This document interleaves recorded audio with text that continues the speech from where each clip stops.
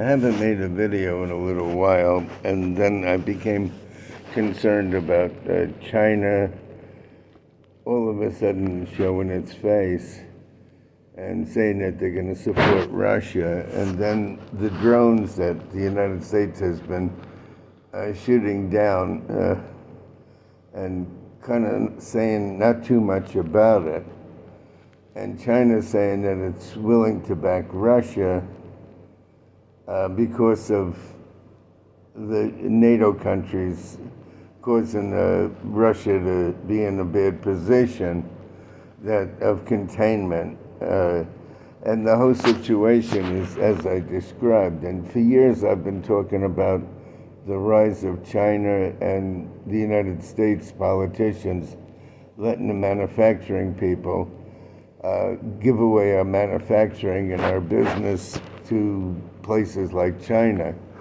And it gives us a vulnerability because we can't manufacture things as we did during World War II and before World War II. We were the largest manufacturers in the world. We outproduced everybody else put together. And now we don't make, as I put it, a toothbrush or a toilet seat. And that puts us in a vulnerable position. And China has been rising. It's a big manufacturing power. It has a very large navy, huge navy, a very large armies and modern technology and drones and everything else. And as we know, Star Wars is here. And it's a dangerous situation.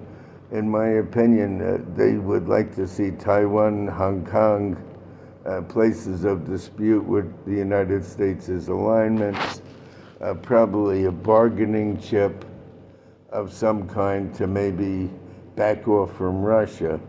But I said earlier this year that we were in the dark side of the moon cycle, and it brings a lot of havoc and problems and confusion and possibilities of war, even if it puts you on the verge of war or the possibility of that happening. And we're going to have to simmer things down, and they're not saying as much as how dangerous this is. And by the end of the year, particularly when it comes to August through October and then going into the tip of November, is a very temperamental cycle for this country. And at that point, I hope they don't start in with like Germany, which sounds far-fetched at this point. But that was what I was saying. And in one of my videos that I made years ago, I perceived that in late, like 2028, 29, that China would be on the west coast of the United States, outside the waters.